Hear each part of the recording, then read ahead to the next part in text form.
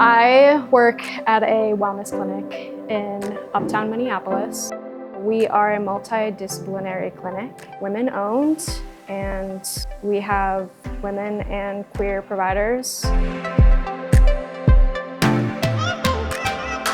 Being able to see LGBTQ patients who are part of my own community has really made all the difference in my first associateship.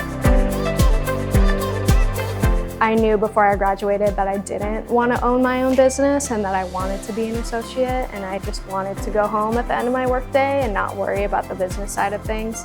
And I wanted mentorship, which is hard when you start your own place right off the bat.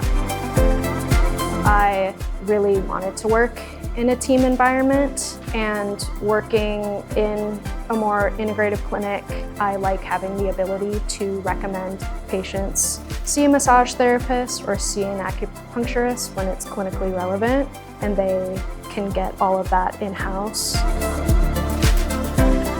There are many things that surprised me in my first year of practice. The biggest one, which is still a point of contention, is working with insurance. I just didn't realize how long and drawn out the process is.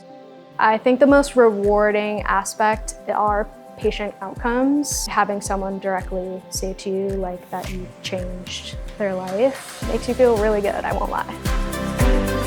It's really easy to compromise on values and things that you want when you're just graduating, you're wide-eyed and bushy-tailed and honestly kind of scared. But I would harp on knowing where you want to be, who you want to see, and who you want to work with. Those are things to think about before even looking.